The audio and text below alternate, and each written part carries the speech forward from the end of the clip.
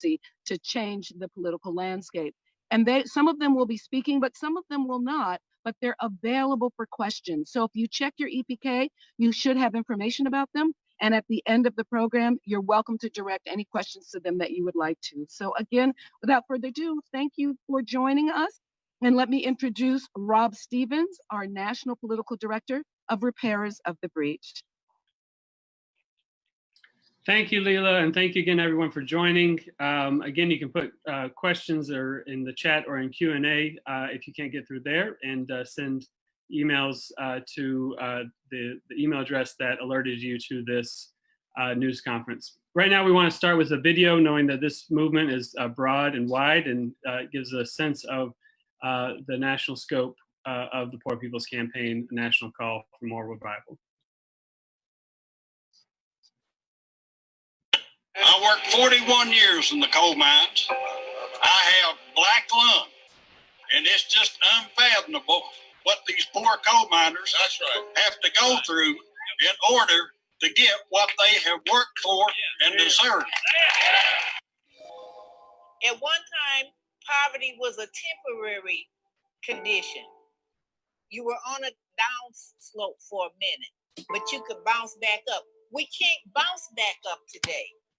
It's permanent. We're not going back to the factory and building cars and trucks like we once did. A job working at McDonald's or the grocery store doesn't pay enough for one person to live. We work a 40-hour work week, still not enough. Living from paycheck to paycheck. Rent is $600 a month. We got water bill, electricity. I do this for my kids.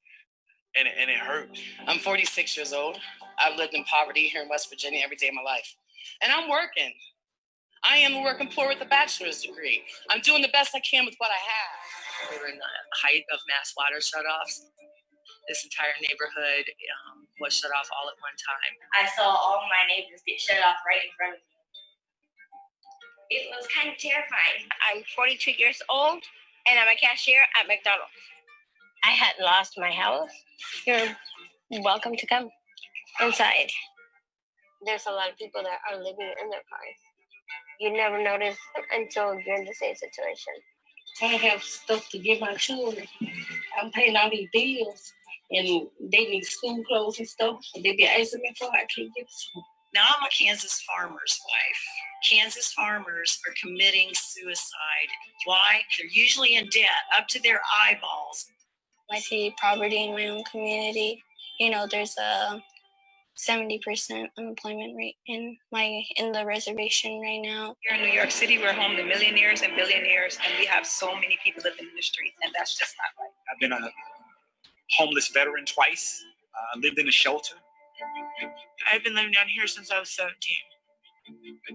My only chance of going to college was joining the Army. We are demanding that we stop the war on our poor. 700,000 people in this country are on the verge of losing their food stamps. This budget calls for shrinking the social safety net programs like Medicare. I just know that everything that's happening to us isn't right. I'm in stage 5 of kidney disease. I fell behind on my health care and they canceled my health insurance. And they told me I have to wait until open enrollment. There's only 5 stages of kidney disease, and I'm in the 5th stage. And murder, it's murder. You know, if you ask me, it's murder. I lost a son to gun violence. And I lost a daughter. No parent should have, in America, should have to bury their children for a lack of medical attention. I'm wailing because my children are on the wall. My God. Well, is it how? Well, my babies ain't no more. How many more babies? How many more children? No more.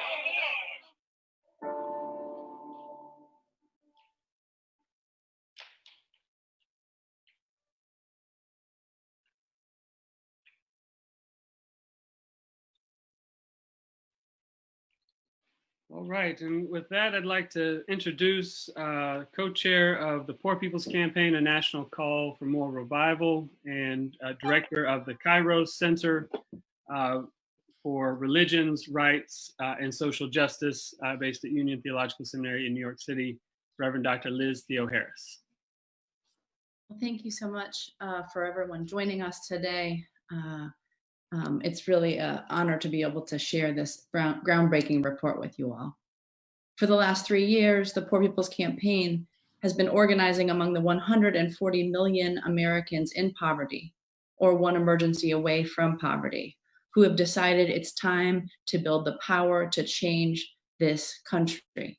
Last month, when the Poor People's Campaign held the mass Poor People's Assembly and Moral March on Washington, 3 million people joined on social media alone. Before this assembly, we held the first ever Poor People's Moral Action Congress. We've testified in front of caucuses and committees, including presenting our budget and agenda to the House Budget Committee. We've been engaging in grassroots mobilizing, organizing, registering, and educating poor and low-income people, advocates, activists, moral leaders, and clergies. And we organized the largest and most expansive wave of nonviolent civil disobedience at state capitals in the 21st century when we launched the Poor People's Campaign and have stayed in action ever since. We are building the political power and the moral vision to reconstruct America. And this groundbreaking new report we're releasing today proves empirically what we've always known. Poor and low-income people can become a transformative new electorate. All across the country, poor and low-income people are demanding accountable representation and trying to save the very soul of this democracy. In Louisiana's St. James Parish, in Michigan's deindustrialized cities of Detroit and Flint, community leaders are pledging to vote for candidates who confront the petrochemical disaster in Cancer Alley or the water crisis in Michigan. Low-wage workers in North Carolina and Florida and Wisconsin are demanding policies of living wages, paid sick leave, and union rights. Homeless students in California, Massachusetts, and Virginia are calling on our political system to stand for public education, for debt relief, for housing programs, for housing rights, and voting rights. Small town people in Pennsylvania and Alabama insist that candidates must keep rural hospitals open and must enact universal health care.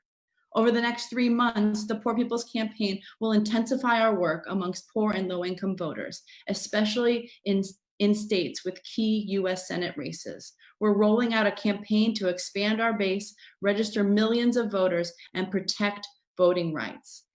As we in the Poor People's Campaign say and sing, somebody's been hurting our people. It's gone on far too long, and we can't and won't be silent anymore. This report and our movement that's growing across this nation shows just this.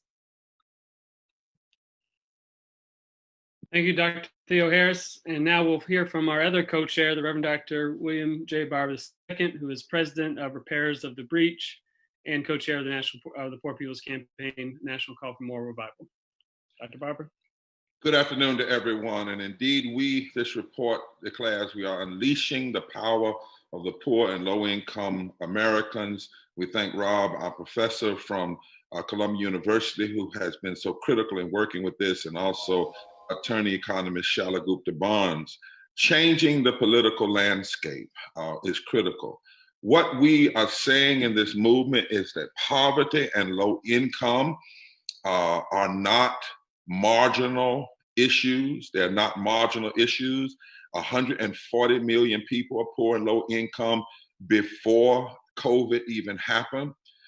We also know that the interlocking injustices that must be addressed simultaneously are not marginal issues. That is systemic racism in all of its forms, how it impacts Black people, brown people, indigenous people, systemic poverty, 140 million poor and low wealth people in this country, 66 million white, 26 million African American, but that 26 million African American is 60% of African Americans. So we know that in raw numbers, it's more white that are poor and low wealth, but in percentage and impact of race and disparate treatment is African Americans and Latinos. 5 million people get up every morning, can buy unleaded gas. 4 million people can get up every morning, buy unleaded gas, can't buy unleaded water. So ecological devastation must be addressed. We have 87 million people in this country, uninsured or underinsured. Healthcare must be addressed. We have a war economy where we spend 54 cents of the 53 cents of every discretionary dollar on the war economy and less than 16 cents of every discretionary dollar on healthcare, infrastructure, and education must be addressed. And this false moral narrative of religious nationalism that suggests that real moral issues are not allowing women to have the right to choose, being against gay people, being against being for prayer in the school, being for guns, and being for tax cuts, and not really the real deep issues of our deepest religious values in the Constitution, which are how we treat the poor and how we do justice. These are not marginal issues. They must be in the center of our political debate. And far too long, they have been left out and to the side. We also know that what we talk about is before the pandemic. The pandemic has shown us that poverty and racism are the fissures, are the wounds through which this pandemic has power.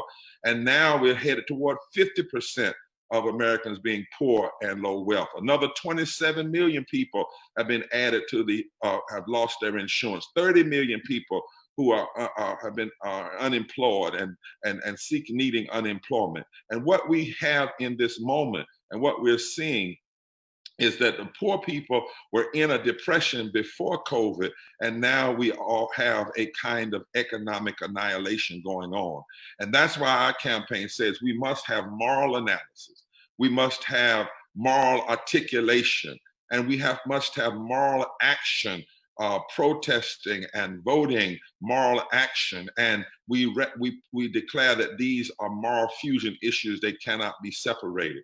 We know that Trump and McConnell have an all-out disdain and have created a war on the poor, a war on poor and low wealth people, choosing to feed corporations and let poor and low people suffer and suffer in the midst of a pandemic and even before. But we also challenge Democrats and declare that neoliberalism and declaring that you're going to take care of the middle class is not enough. When we look at this report, we raise the question. We see Governor Kasich, who, for instance, led in voter suppression, led in welfare reform that undermined poor and low wealth people in this country, being given a major place in this upcoming convention. But the question is, will poor and low wealth people, the 140 million poor and low wealth people, have a major place on the platform and at the convention? So we are challenging both parties to say you cannot ignore poor and low wealth people anymore. But more than just challenging them, poor and low wealth people in this movement have decided we must do more. We must mobilize, organize, register, and educate. We must vote in November. We must be engaged after November. We are not going, poor and low wealth people are saying we are not going to be ignored anymore. As Liz said, from Alabama to Appalachia, from California to Carolina, from Mississippi to Maine, poor and low wealth people understand some fundamental facts, both about the reality that poverty does not have to exist. It is not inevitable. It is created by bad public policy. But this report also lets poor and low wealth people know, and the reason we all decided to call for it is that for instance, the Senate is in play. The Senate is in play, and poor folk have the power to make the play. That's what this report shows, that the poor and low wealth people have the power to expand and change the electorate. This report shows that there were 34 million poor and low income people who were eligible to vote in 2016 who did not vote. This means that poor and low income people concentrate over 25% of the electorate. We want the media to hear that over 25%. These poor and low wealth people are not marginal issues, and their issues are not marginal issues. And this report shows us that in a number of states, in the North and in the Midwest and in the South, Michigan, Pennsylvania, Wisconsin, New Hampshire, Arizona, Minnesota, Maine, Florida, New Mexico, North Carolina, Nevada, Georgia, Texas, Mississippi, Ohio. that anywhere between 1% and 19% change in the number of poor and low wealth people voting who did not vote could fundamentally shift the political calculus in this country. It is political suicide. It is political foolishness not to reach out to poor and low wealth people. Not only is it the immoral thing to do, not only is it economically insane, it is politically wrong. It is politically wrong not to reach out to poor and low wealth people.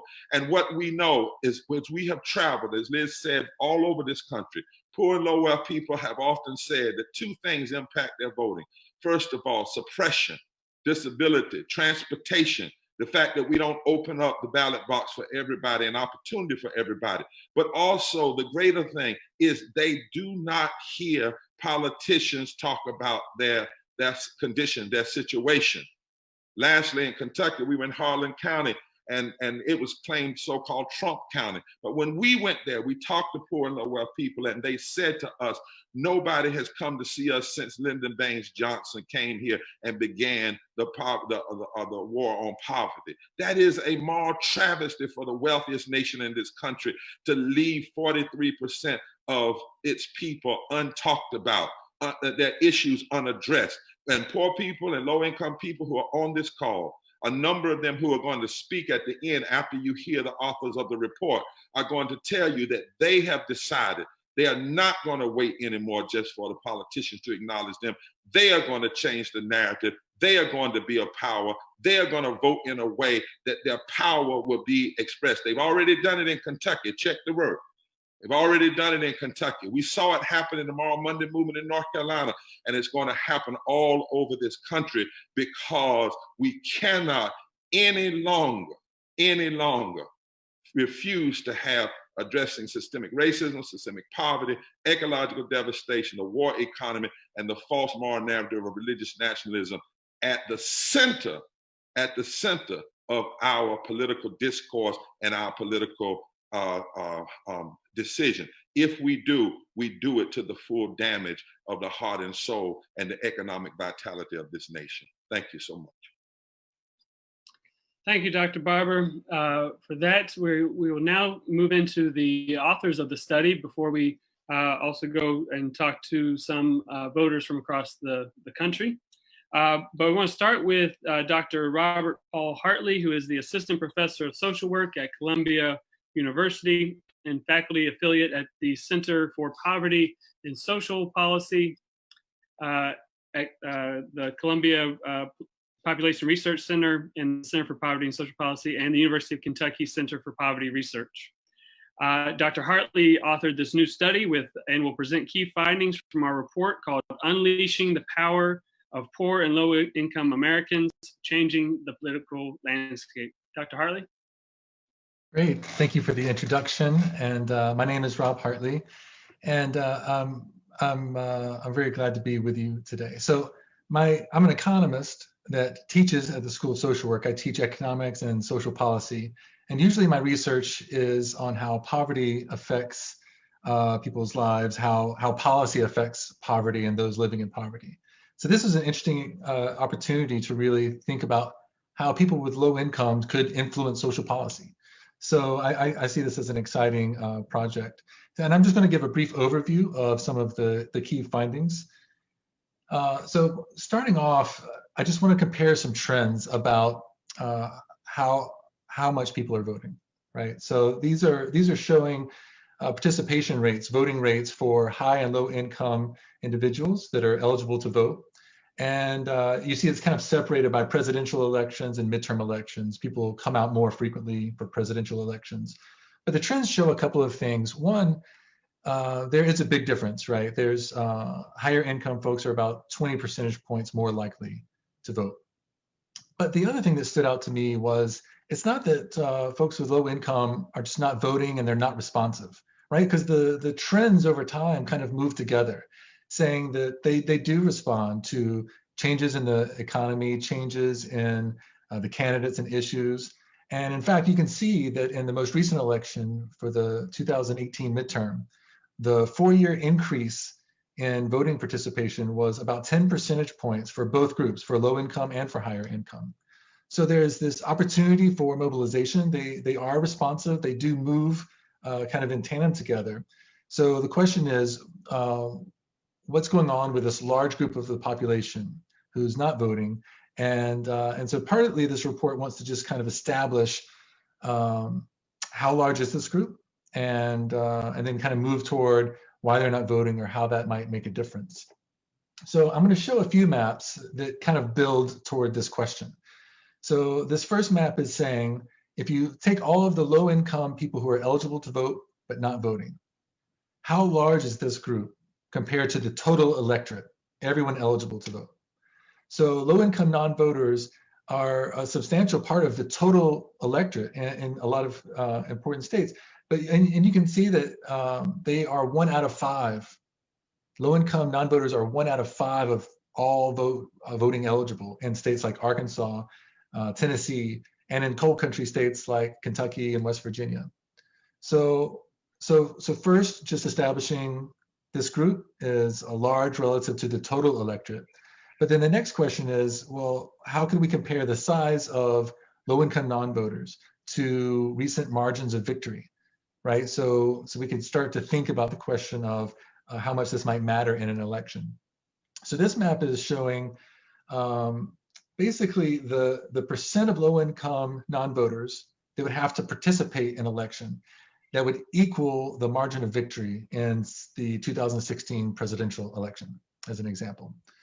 And so what you can see is that, take Michigan as an example, only 1% of low-income non-voters, if they moved to the polls and voted, they would in total equal the recent margin of victory in the 2016 election.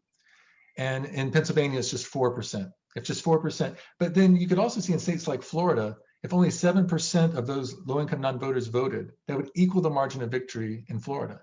So this map starts to say a little bit more about the potential that these voters might have. But the tricky part is we don't know how someone might vote. And we're not saying that everyone will vote the same way out of this group. So I think there's a good probability that low-income non-voters are actually different from those who are voting. And we know from other research that they're very likely to be interested in issues related to healthcare or income security. But then to ask the question of how they might matter, I thought of this experiment of just saying, okay, what if low-income electorate voted at the same participation rate as higher income voters? And then how much of those new voters would it take to swing the margin of victory in a certain election in a certain state? So that's what this next map does. So again, I'll just kind of repeat, if low-income non-voters showed up, or if the low-income electorate showed up at a similar voting participation rate as higher income folks, then how many of those new voters, what proportion of them would have to vote against whoever might have won in the 2016 election to change the outcome? So if they all voted just 50-50 for the two candidates, then there's no change that would happen. But as you can see in Michigan, just 51%, a simple majority of those new voters could change the outcome there. And in Pennsylvania, it would just be 55%. So again, all of these would have to be greater than 50% to change that outcome. But we're not saying that it would have to be 100%. We're not saying that everyone would all vote for one party or even for which party they would vote. This map shows that it could swing the election in 10 states that were previously Republican or in 5 states that were previously Democrat.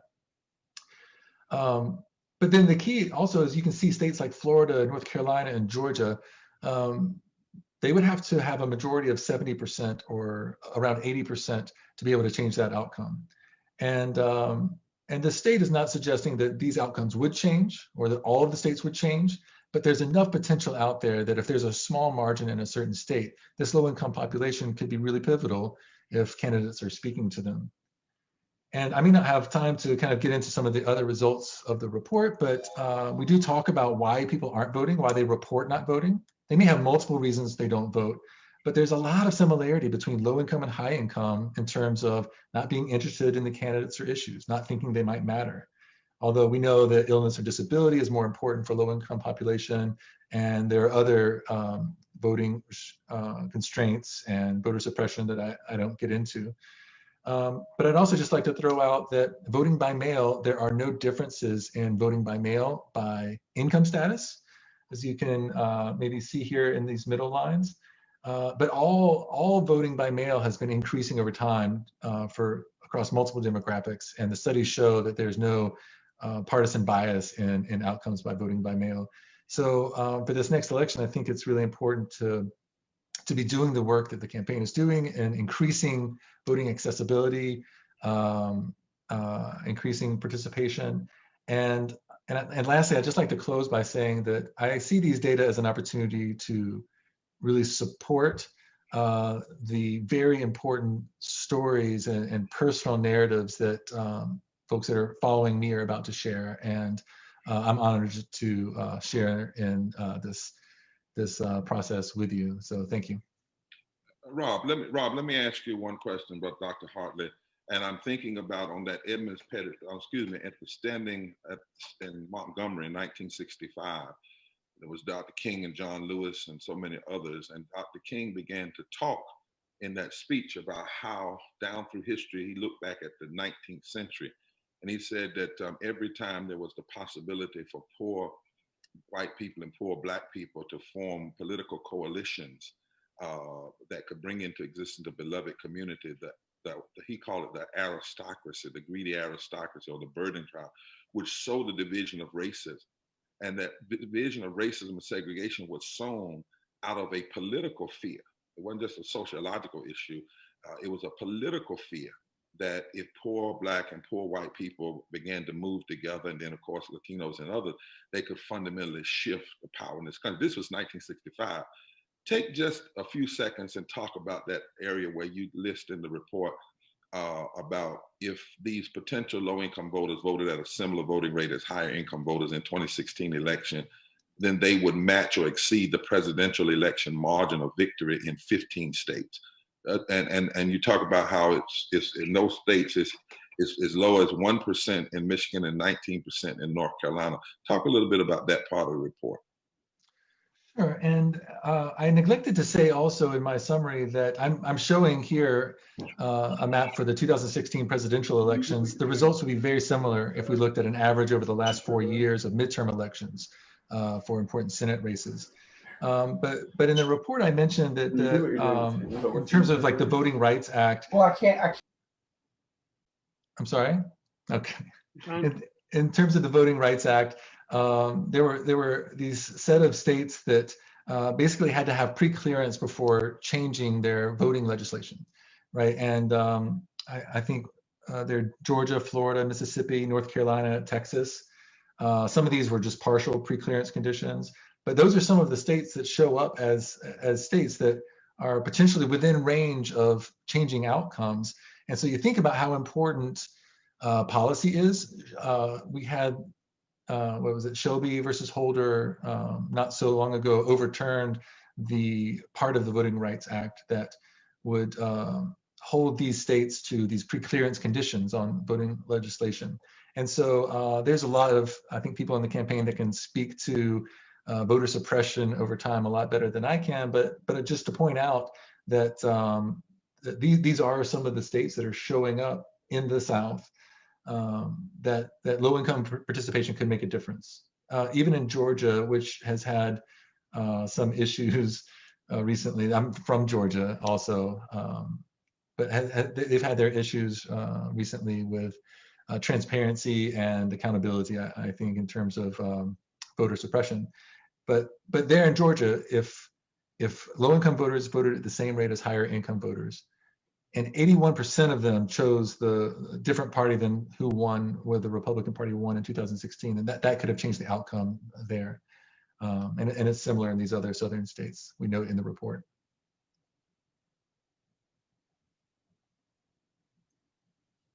Dr. Barber, I think, are you trying to get in? Let me just ask Rob one more question before we move to Charlotte. Because as you mentioned, like for instance, in North Carolina, and members of the media should know, Tom Tillis won by the lowest margin of any senator ever running for the Senate in the United States Senate in North Carolina. He won by less than 50% of the vote, only about 30,000 votes. And there were several reports put out back then that just because of voter suppression alone, some 75 to 100,000 votes were suppressed. But I also noted, Rob, in your report where you talked about Michigan, Pennsylvania, Wisconsin, New Hampshire, Arizona, Minnesota, Maine, Florida, New Mexico, North Carolina, Nevada, Georgia, Texas, Mississippi, and Ohio, that in many of these states, you need less than 20% of low-income eligible voters to meet that margin. Just 1% in Michigan, 19% in North Carolina could match or exceed the presidential election margin of victory. And I think that is so critical that this is, empirical. There's no sway in these numbers. This is just what the numbers are telling us. And could you just give a slight comment on that portion of the report? And then again, to members of the media, this is why we're doing this deep dive organizing, because what reports like this are showing us, in addition to the issues that people are concerned about and why millions and millions and millions of people are sitting out of elections, why, Ari Berman said in his report, for instance, Trump won by 30,000 votes in Wisconsin, but some 250,000 votes were suppressed through voter suppression. And that's not just affecting Black people, but poor people, white people, Latinos as well.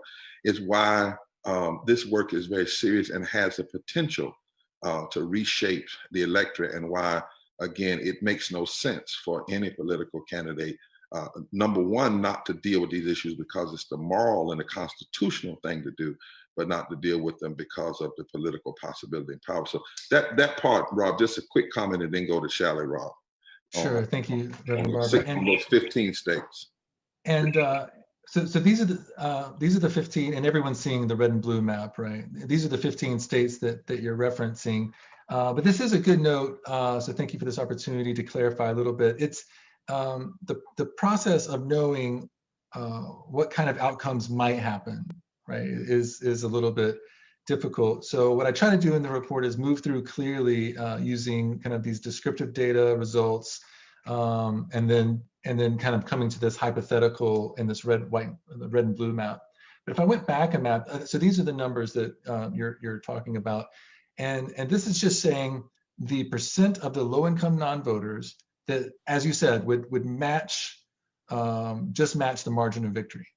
So for that, in order for it to change the outcome, you would be assuming that 100% of them all voted against who won before.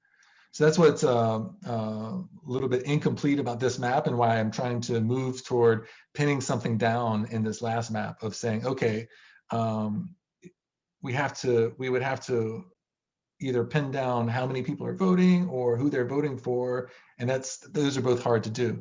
So this map is just very descriptive of saying this would equal the margin of victory. So like in Pennsylvania, you might move up to, if you've got 4% of low-income non-voters to participate, that could equal the margin of victory in Pennsylvania. And then the next map says if 55% of low-income voters, if they voted at the same rate as higher income voters. So now I'm kind of pinning down how many of them are actually showing up. 55% would have to go toward the Democrat side, because some of those voters will vote for the Republican side. For this example, it could go the other way if I picked one of the blue states. So mathematically, you could maybe go back to this map and say, for that to make a difference in Pennsylvania, you might have to have like Thank you, Rob. More. Yeah. That's why it's so critical to mobilize around issues with our campaign. It's not just candidates, but issues. So Shally, who's our political director for Kairos Center for the Poor People's Campaign. Shally Gupta, bond attorney.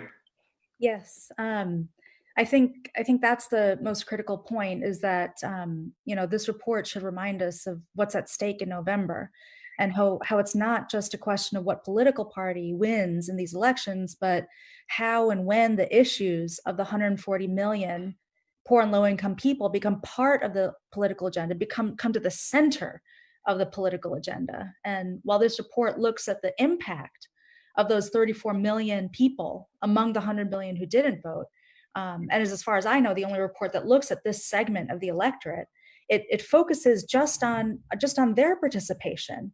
But we know that if that segment started moving around issues that have now become everybody's issues, issues of healthcare, issues of economic well-being and security and housing, then there is also the potential of that segment to move and pull other voters in that direction. And so this report is actually a conservative estimate of the potential impact of these voters in November and beyond. And as we say in the appendix, we had to actually work with certain limitations in the data that underestimates the size of the low-income electorate. If we use the poverty measure that the campaign uses, the supplemental poverty measure, which is the preferred measure among the research community, the size of the low-income electorate would be bigger, 25 to 45% bigger, meaning its potential could go even beyond those 15 or 16 states that are indicated in this report. So ultimately, what we're showing here is a story about equality and representation, how we have to look carefully at a system that systematically neglects a quarter of its electorate, and also how we must organize to build power among those millions of people, among these 34 million non-voters, among the poor and low-income people in this country, to unleash that potential and secure our rightful place in this democracy and our nation's politics. And Charlotte, I think it's critical what you just said to members of the media. It is so important that when you talk about what we're talking about, you not just talk about poverty and just someone who may be living on the street, even though we're fighting there too. And there's millions and millions and millions of people who should not be. But when we talk about poverty in America, there's 143 million, 62 million Americans work every day for less than a living wage. There's not a county in this country where you can afford a basic 2-bedroom apartment on a minimum wage. So if you, for instance, said you're going to make living wages an issue in your campaign, you're now talking to 62 million people who could come up out of poverty and low wealth. That's 49 million of the 62 million people that could come up out of poverty and low wealth immediately with $15 an hour as a living wage. That's huge when they talk about people being able to connect their vote to their wages, their vote to their health care, their vote to their lives. And that's why this campaign is demanding that these issues of poor and low wealth communities can no longer be racialized, put off as just black and brown, can no longer be marginalized. And no longer can we just suggest if we deal with the wealth in the middle class, then we've really dealt with America. To not deal with nearly 50% of this American population is just wrong. We like to say it's constitutionally inconsistent, it's morally indefensible, it's economically insane, and the truth is it's politically suicidal. Rob, would you bring on these powerful voters who are going to speak at this point? Then we'll take questions from the press. Yes, Dr. Barber. And for members of the media, in the meantime, you're welcome to go ahead and put questions in the Q&A if you want to just get those lined up. You can type those in there, and then also if you are interested or willing to do them live, you can raise your hand as well. But either way, if you want to go ahead and put them in the Q&A along with your outlet and where you're calling in from. So at this point, we want to bring forward members of the Poor People's Campaign from across the country. The first speaker is Sarah Farrington from North Carolina. Sarah, who's a mom of 6, a fast food worker who lost her job during this time. And Sarah was raised in a Republican family and will be voting for the first time in this upcoming election. Sarah, could you unmute yourself and come on? Hi, everybody. How you doing? Thank you so much for having me today. I think it's really important that, everybody has a chance and opportunity to speak about these things. So originally I'm from New Jersey. I was born and raised there, and then I moved here about 14 years ago. And I was raised by a very good, conservative, beautiful Republican family. It taught me a lot of things. And I realized when I got here that here in North Carolina, it's so different. And part of my struggle in the South is because of pages, because of, I'm a hard worker. I've worked hard all of my life. Had a job since I was 7. Worked in, came up out of high school, had 2 jobs in high school, came to the South, and I went from medical field to not being able to find a job right back into restaurant. And noticing the indifference between one platform and another, it made me recognize, Sarah, this is not about your work ethic. broke because you don't work hard. You're broke because there's something wrong with the system. And so I started to pay attention. Sarah, we're having a little difficulty with your And so audio. I thought, Sarah, would you mind turning off your video? We're having a little connection problem, so we want to hear your voice. We want to make sure we hear your story. Okay. So maybe if you go off video, then we'll be able to hear you clearly. okay. Is that a little bit better? Yes, we can hear you. Okay. Thanks. Okay. I'm not quite sure where I left off, but so being from two different eras, you know, again, from New Jersey to here, when I moved to the South, I realized how indifferent it was comparative to what I was taught my whole life. And it's me being as broke as I am, working as hard as I am for as long as I have. It's not about me. It's about something going on inside of this country. And it's, you know, it's the powers that be. And so I began to pay attention to, you work hard, but you're only getting $3.15 an hour as a waitress at Waffle House, versus where the minimum wage, if I went and did something else, would only be $7.25. Why is that? What is going on? Why are we being suffocated as in our abilities to grow? Because there's no reason for us to be broke. There's no reason for anybody to be poor. Poor is not a person. People work hard. They fight for their families. I have always done. I was broke prior to the pandemic. I'm broke during the pandemic. Why am I going to feel that I have to be broke after a pandemic? None of this is my fault. And so I decided to become NC Raise Up, a worker leader in there, get my voice out there, educate myself.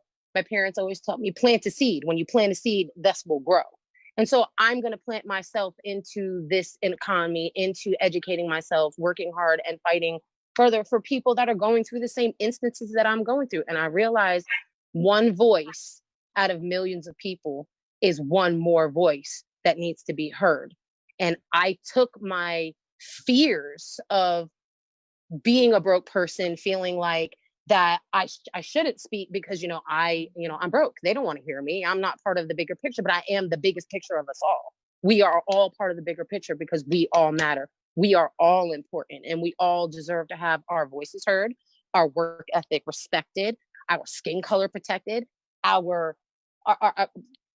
we have every right to be a part of something so much more than ourselves. Our healthcare. I have a sick husband. I have children with asthma. Why am I not included in the bigger picture? But my vote matters. So I'm coming for my politicians. I'm coming forth to say, if you're not going to pay attention, I'm going to make you, because I'm here and I'm here for a good reason. Thank you, Sarah. Thank you. And thank you. You're welcome. You're welcome. Thank you, Sarah. Thanks so much. Now we're going to turn to Shelton McElroy, coming from Kentucky. Shelton, can you come off mute? Yeah, thank you for this opportunity. Thank you, Dr. Theo Harris and Dr. Barber. I'm a person who did not have the opportunity to vote, was disenfranchised because at 18 I had been involved in a crime and was charged and had a felony on my record. I did the time and got out and was denied the opportunity to contribute to the democratic process. Really never saw it as gonna change. And, my daughters, my 15-year-old had never saw her father vote. My 4-year-old had never saw her father vote. I come from a community where felony disenfranchisement is very high, and lots of Black residents in my community share that experience. And so neighborhoods, households don't talk about politics, don't get enthusiastic about contributing to the democratic process. Poor working people, and because the governor did give me a pardon in order to vote, I get to demonstrate that voting in front of my little girls and take them to the primary election with me most recently, and looking forward to this national election. What it really means to us, I believe, is, with this unemployment situation and people fighting for stimulus resources to come into our communities to support the economy in our communities, and having politicians that are antithetical to contributing resources that would actually sustain a family. So our congressional leader, Mitch McConnell, refused to allow the continuation of the $600 payments. That means a lot to us. That means a lot to me. That means a lot to my family. That means a lot to my community. And so we want to vote for people that actually hold our interests in first precedence. So thank you all for this opportunity. And Sheldon, I want to ask you one question. The Poor People's Campaign you're part of in Kentucky, you all organized, mobilized people to the polls, and it was significant in the change in the governorship in Kentucky. And the governor, the night he won, acknowledged that he was going to do one of these things, which was stop felony disenfranchisement, and also restore health care in response to poor and low wealth people organizing. Am I right? Yeah, no, Dr. Barber, you are precisely right. And if you look at that election and the margin in which we actually turned that election to bring in a new governor that was committed to listening to the needs of poor people, you'll see that this research actually validates that this is something that could be affected all across the nation. So thank you for that question. Yeah, three counties turned that were so-called formerly Trump county. Listen, before we go to the meeting, we got some people that want to make 2 sentences because their stories is correct. First, Melissa from Mississippi, who grew up in a working class conservative family in Mississippi. She wants to say just a couple of words about why she's organizing around this agenda and demanding that poor and low wealth people not be pushed to the margin or their issues be pushed to the margin, and why she's going to make sure that the power of poor and low wealth people of all races, creeds, colors, and sexualities are heard. Melissa, are you on from Mississippi? Yes, sir. Thank you, Reverend Barber. So I grew up in a working class family from Mississippi on the Gulf Coast. And when we talk about the war economy, our town is mostly supported by a shipyard that is contracted for Navy ships. And then also by a oil refinery, which is a war on our economy. But yet people in the town in our town, we still have homelessness. We have so many without health care. We have, people paycheck to paycheck, or, not even making it paycheck to paycheck. So what are we defending when we're building these Navy ships? I mean, most of the people that work there have to retire, don't get to retire till like later in life. And the ships retire way sooner than they do and never work a day. So we're not defending the people that matter in this town. And so that's why I'm here to push for Mississippi, amongst many other reasons that Mississippi needs help. And give me your last name. Garriga. I want to make sure we got. And am I right to say that there are white, poor, and low wealth people in Mississippi who are organizing with Black, poor, and low wealth people who are saying we're going to bring a new South, and Latino people? Am I right? Absolutely. We're growing a huge coalition here, and we're fighting on so many different fronts, from prison reform to education, public education. So yes, sir. It's larger than what people think. Great. And then we've got Natalia Fajardo from Wisconsin. That's where our co-chair is from, Liz Theo Harris. She's originally from Columbia and is one of the Wisconsin Poor People's Campaign state leaders. She's going to talk for a couple of sentences about how she lost her job during this pandemic and what's going on, and why she's organizing people across all these these divisions in the Poor People's Campaign to let the power be filled.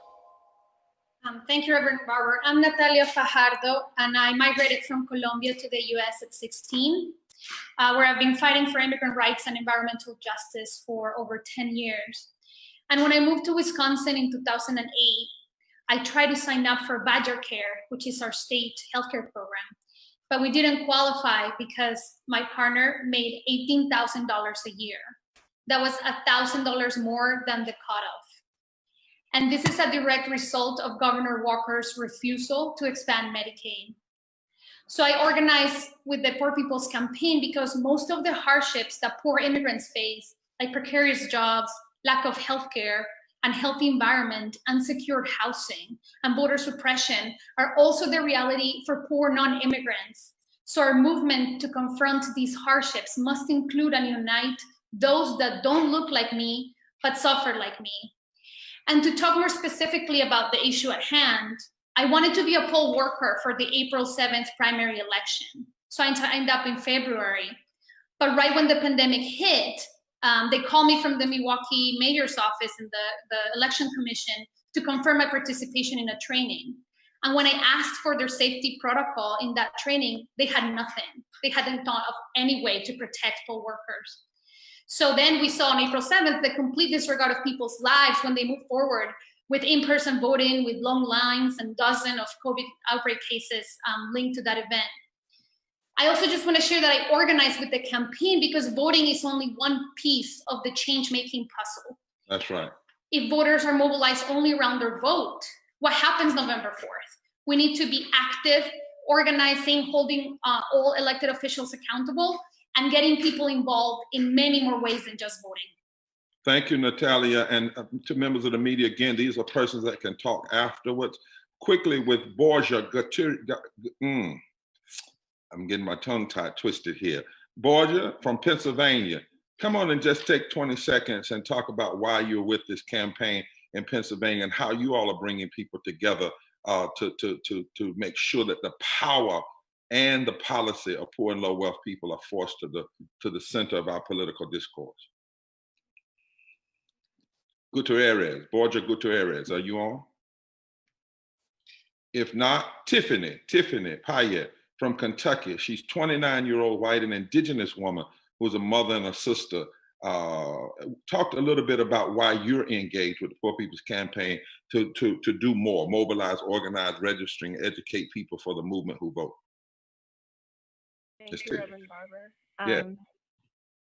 Yeah, so I'm a disabled woman in Eastern Kentucky. I'm poor, and I'm part of this movement because right before, like healthcare has always been this force in my life that has been very necessary, but also very scary because politicians hold my life in their hands at all times and have chosen to withhold care at different points because my life is expensive.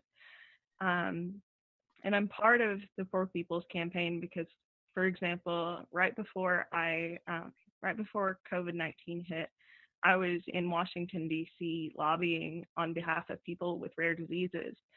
And when I was in front of Mitch McConnell, I looked at him in his eyes and I told him, you have the ability, Senator, to make sure that children get a chance to grow up in Kentucky. Isn't that a beautiful thing to be a part of? And it didn't matter to him. And I had to watch as COVID-19 hit. And not only did he not vote for the legislature that I was there to advocate for, he voted repeatedly against the people of Kentucky, against the children of Kentucky, against the people suffering with COVID-19 in Kentucky. And I had to think back to that moment where I gave him every bit of my heart and my pain as a Kentuckian. Mama. And he could have listened, and he didn't.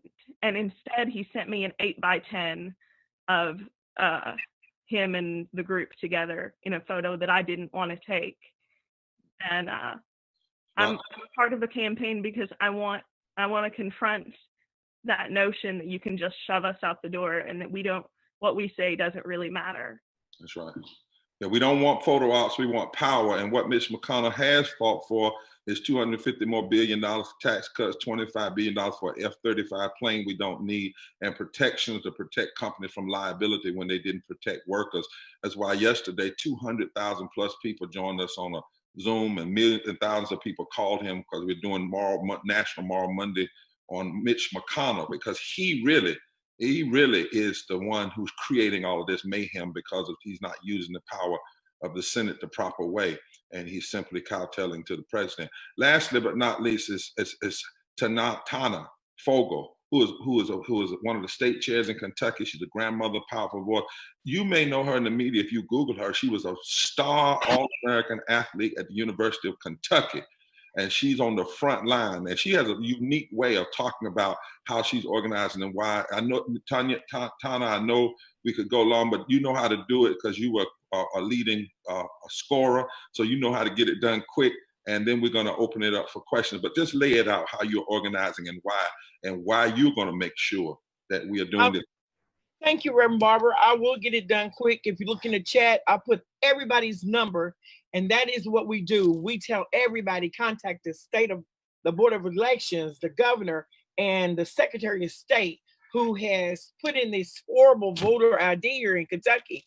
I am like Esther. I'm leading my people.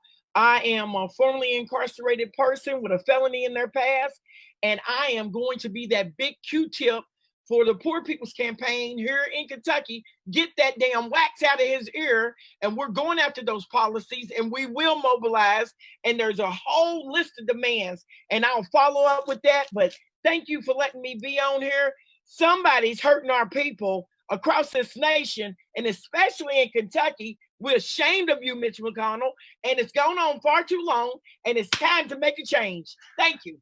And what's that phrase you say, how y'all organize in Kentucky? From the hollow to the hood, we get ready to get it down. We're gonna get it done.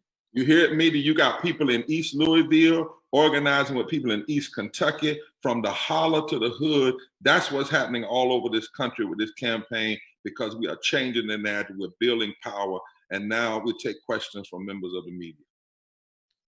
Great, thank you so much. So I'm going to bring Michael McElroy on from Cardinal and Pine here in North Carolina. Michael, can you unmute yourself? Yes, thank you very much. Can you hear me okay? Yes. Okay, great. Thanks for having us here. My name is Michael McElroy. I'm with Cardinal and Pine in North Carolina.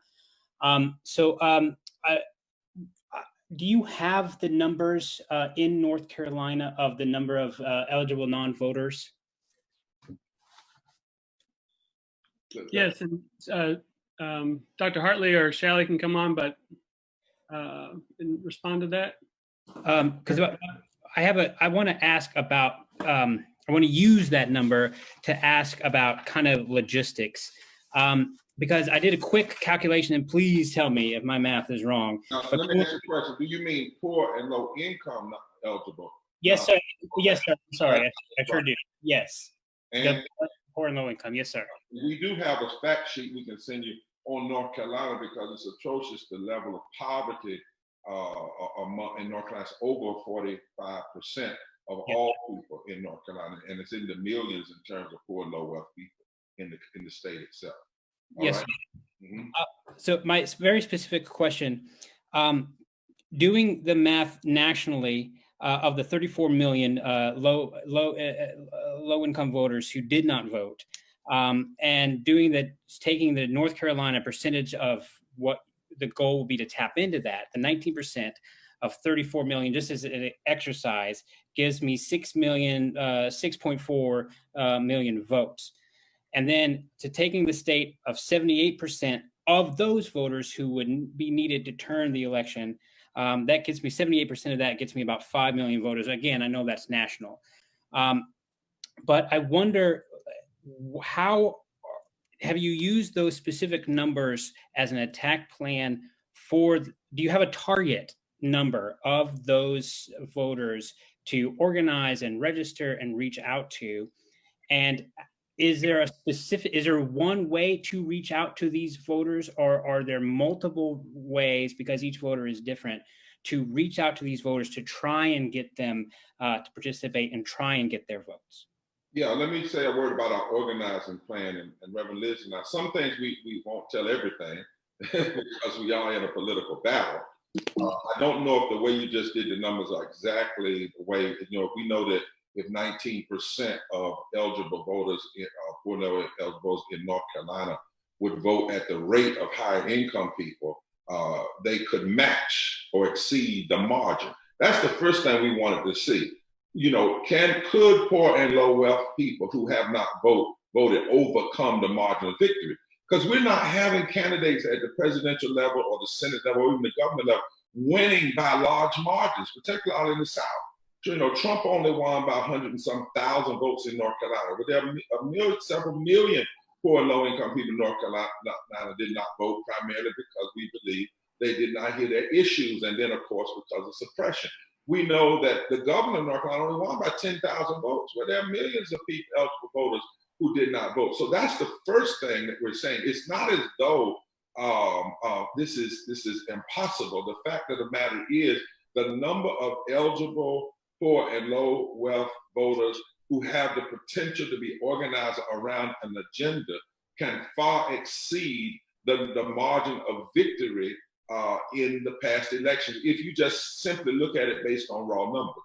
So one of the things we had early on, we've been organizing for 3 years. That's why we've been building from the bottom up, not from the top down. We have 46 coordinating committees in every state. Every one of those coordinating committees is connected to a minimum of 30,000 people that they can then have through social media and others that can be used as a powerful tool to do call-ins and voter push-out and registration, even though that's a little bit different now in COVID. We also had a study done that went down to the county level and looked at what percentage of voters, what percent of voters would need to come out in counties to change the course of the election. And what we know, and as far as I'll go with some of our battle plan, is that in fact of the matter is the only place you can expand the electorate is among poor and low income voters, well, the biggest place you can expand it. And because poor and low income voters, just on numbers, are not some sideshow, they're not some small little bit, as you heard, over a fifth, almost a fourth of the electorate of potential voters. And we know that just small percentages can have tremendous impact all the way up the ticket, and especially at the Senate and the presidential level. As we say, the Senate is at play, and poor folk have the power to make the play, really, and have the power to shift the South, which is almost not talked about at all. Even though in the South, if you just take the 13 former Confederate states, that's over 168 electoral votes. Well, 1/3 of poor people live in the South, 1/3 of poor white people live in the South. And if poor and low wealth white and black and brown people in the South were fundamentally organized around an agenda and voted, it could have major impact all across the South. And if you change at least just 3 or 4 states in the South, you fundamentally shift the political calculus and how we understand political victories in this country. Right. Thank you, sir. Yep. And Michael, you can see in the chat, in the Q&A, some other answers from Shally and Rob. In Appendix A is some state-by-state data in the report. And if there's any requests for other types of data, we're open to. And Rob, one other thing, and I think this is something that Liz often talks about, and we talk about to the media. We're doing permanently organized. We're not just organizing for 2020. We've been organized for 3 years. We've been fighting. We're going to continue because we're organizing to be a permanently organized community. We already have 46 states and District of Columbia. And we're also organizing to put pressure on after the election. And we're also organizing to continue to be a power. As Liz mentioned in her comments, June 2020, you didn't see it in the streets because of COVID and because of what we needed to do, because we were putting a face on poverty in this country.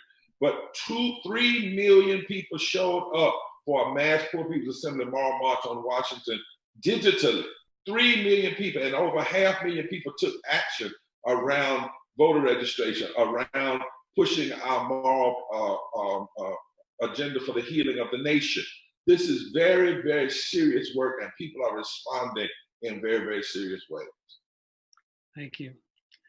We have another question from Gabriel Gurley from the American Prospect. And one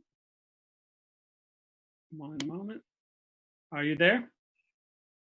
Here. Great. Can you introduce yourself again?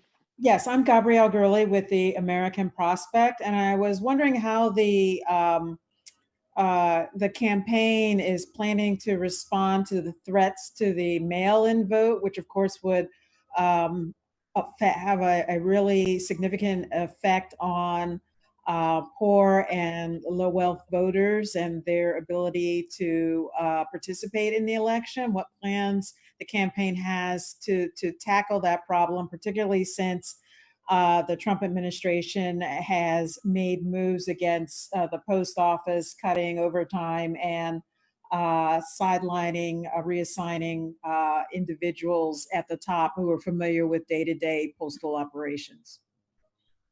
Well, I certainly think that's unconscionable. That's one of the reasons we've been having Moral Monday march on McConnell for all the meanness, mayhem, and misery he's creating, because he could get together and use his power in the Senate and forget being Republican and being a good American, being a constitutionalist, and join with Pelosi and make the president stop what he's doing, and they could stop this. And so we're number one, we're putting a lot of pressure there. Number two, we're building a voter protection program with some of the best lawyers, because we're going to be prepared to go to court if necessary.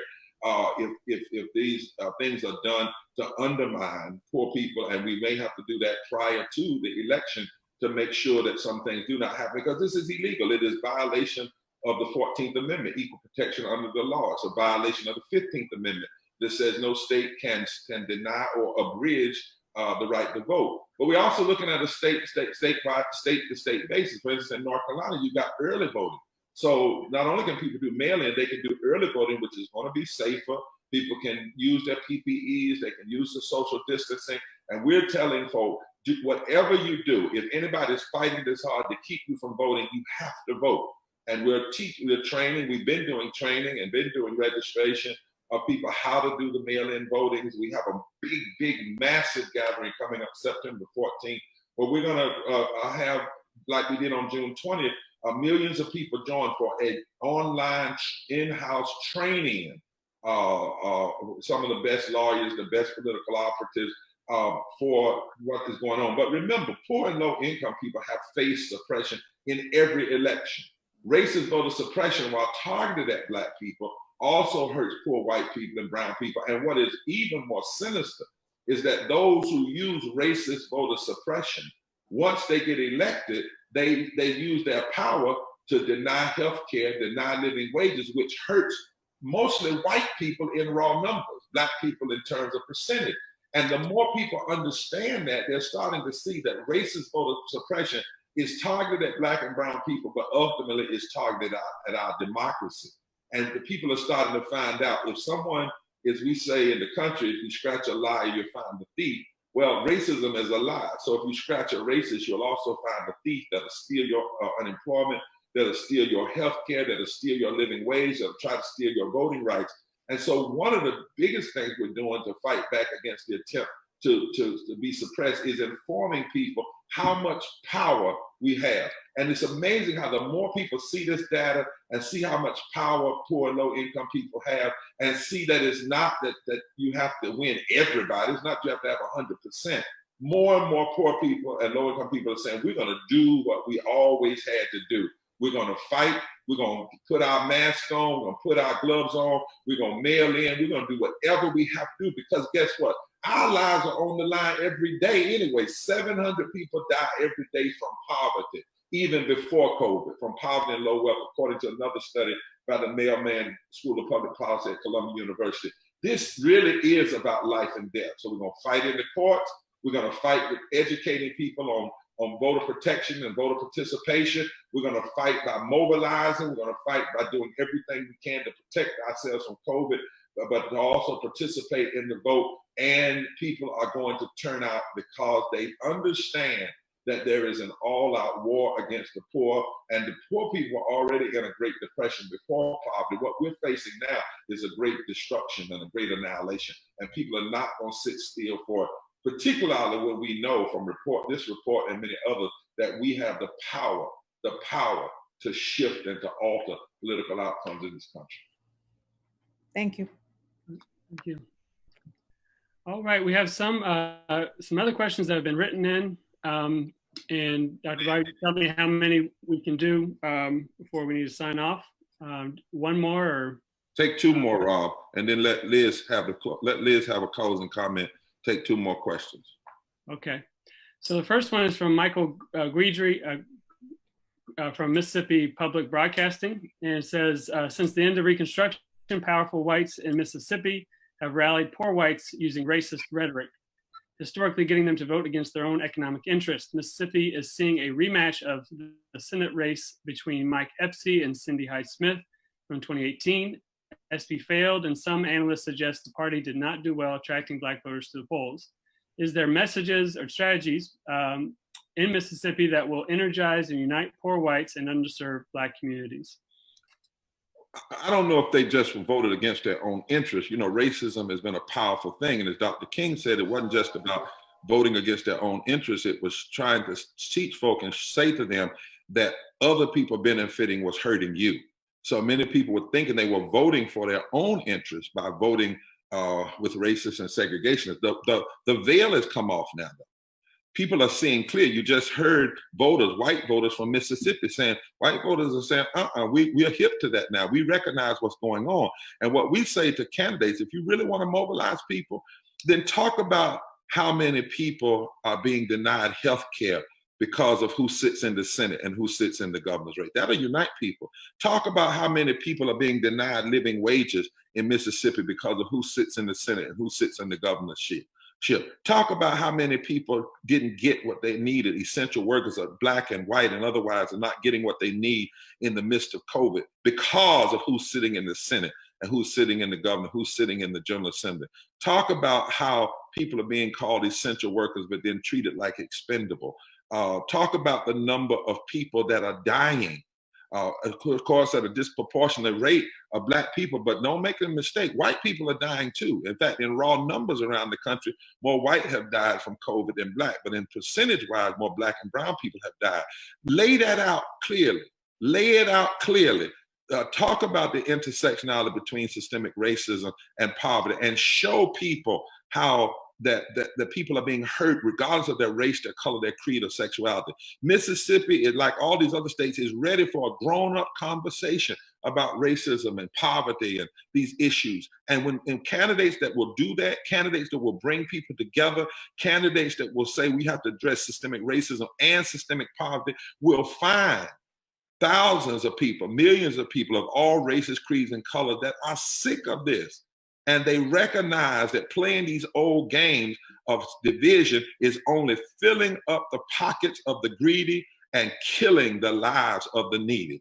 And the more we show people that, the more power people will see they have, and they will come together. The South is primed right now to break the old Southern strategy. The reason why we're seeing so much about it, Trump acting like George Wallace and others playing to that, is because they're scared. They know the demographics have shifted. They know the power and the potential for people to come together. They know that it was built on a farce anyway. And what is happening, COVID, it has been exposed. Somebody said the pandemic has exposed the pandemonic of racism and economic equality. And in the midst of this painful moment, people are starting to realize the power that they have. They come together. Do not write off the South. The South has the power. And I would say to Democrats, if you're serious about this, you better invest in the South and in these candidates, just like you invested in other states. Stop leaving the South untouched and unfought for. How in the world can you write off 160 to 70 electoral votes that are in the South and 26 seats in the United States Senate? How can you just write that off and then think somehow that is a position of victory? It does not work. We need to fight for every piece of political turf in this country. And if you do that, if you do it about issues and not just about personality, I am convinced that poor and low wealth people will rally in powerful ways. And I'm also convinced that many of us are going to rally anyway, because we're tired of being ignored. Poor and low wealth people are tired of being ignored and pushed to the margin. And so they are going to show their power at the ballot box in November and beyond. That's what our campaign is committed to from here until we no longer exist in this earth. Thank you, Dr. Barber. And so the last question that we have from Rich Copley from Presbyterian News Service, and we'll send this to the Presbyterian on the line. That's right. Is in terms of the Senate, are there races you are specifically targeting? And Reverend Leslie. Yeah, so thanks for this question and thanks for the interest in this report and in this work. The Poor People's Campaign is organizing Senate town halls in 8 states, predominantly southern states and some Midwestern states, all of them a part of this report, right? We, based on the data that we got from this report, based on the organizing on the ground, we can send that list of states to you off of this call, and we will be announcing, our plans. I also just want to connect that and these Senate races to this larger learning, really, from this report and from the organizing that we're doing. When folks pose the question, how do people come together and not vote against their own interests? What we're showing in this report is indeed, because this political system has really disenfranchised voters, through voter suppression and through, higher problems around transportation and childcare and living wage jobs, but also because, we do not hear the agenda items that poor and low-income voters need to be hearing in our political system today. We, from the beginning of this Poor People's Campaign, have raised that in national debates and state debates around elections, we do not hear the issues of poverty, of voter suppression, of living wages, of healthcare. The primary issues that impact actually the majority of people in this country, but starting with the poor and low income. We can have 30 televised debates that are happening, and not one of them take up even for 15, 20 minutes, let alone an hour of a debate on these issues. And what we've said, as Reverend Barber said at the beginning, we see politicians running from these issues. But what we're doing is putting together an agenda that speaks about universal health care, that speaks about living wages, about decent education, about strong safety net programs, that connects to saving the earth, to saving our economy, and says, this is all possible. What we've seen in this pandemic is trillions of dollars going to the wealthiest and to corporations, and letting poor people, low-income people, millions and millions and millions of people just have to fend for ourselves. But this lie that we can't do any better, this lie that poor people are to blame for all of society's problems, this lie that all we do is fight each other, that is not true. What we're seeing across the country, from the hood to the holler in Kentucky, from California to the Carolinas, across this nation, people are coming together in broad and bold ways across all the lines that have historically divided. And sometimes you don't hear it in the media, but we're showing in this report, and we're showing in our organizing on the ground, that poor and low-income people are already changing the narrative and have the potential to transform this entire political landscape, including in these Senate races, where candidates are coming forward interested in the needs and demands. But we need a lot more. That's right. We need this political system to actually be a democracy, to actually speak to the needs and realities and demands of the entire nation. And that includes half of the US population that is experiencing poverty before COVID, and so many more as we enter into, perhaps what's going to be the greatest economic depression this country has ever seen.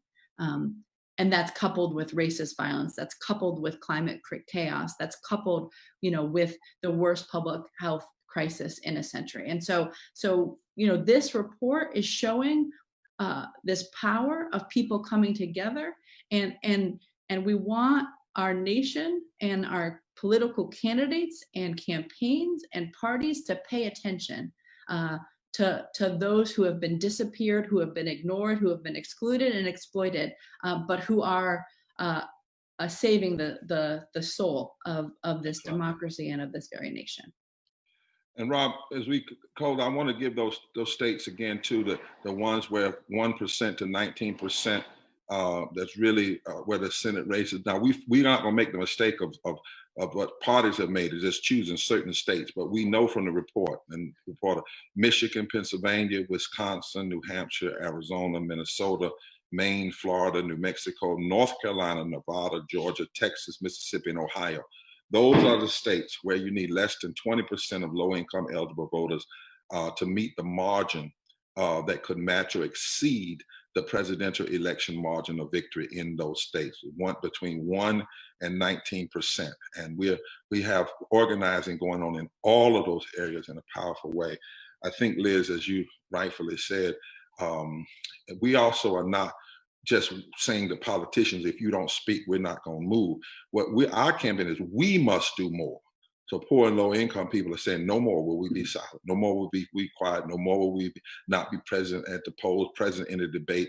We must mobilize, organize, register, and educate people for the movement who vote and who are engaged. And you mentioned lastly, Liz, you said, you may not hear it. As we said, 3 million people showed up on June 20th. 3 million people showed up for a mass Poor People's Assembly, Moral March on Washington digitally. We couldn't do it in the street because what we wanted to do was to have poor and low-income people speak clearly and the nation hear them telling their stories, making their demand. So you can go to that by going to www.june2020 and see poor and low-income people saying, did you know? And here's our story, and therefore we demand. This is not a liberal movement. It's not a conservative movement. It's not a right or left. This is a deeply moral, deeply constitutional movement of people who are saying we will not be marginalized anymore. And I hope that the members of the media will question, particularly as we go into these presidential conventions, these party conventions. It will be shameful if in the midst of 43% before COVID, upwards of 50% during, that either party does not mention and deal with in a serious way the issue of poverty and low income. But if they don't, we're still going to be pushing and still going to be voting because we won't be silent anymore. And we're going to demand that these issues be in the center of the narrative of this democracy. Well, thank you, Dr. Barber, and thank you everybody for joining us today, especially to Sarah, Melissa, Borka, Tana, Shelton, Sarah, and Tiffany. And of course, our authors, Dr. Hartley and Shally, and our co-chairs. That concludes our press conference today. There's contact information for Martha Wagner in the chat if you have any follow-up questions, and in addition to getting connected with any of the leaders on the call right now for a follow-up interview or with the co-chairs. So thank you all, and have a great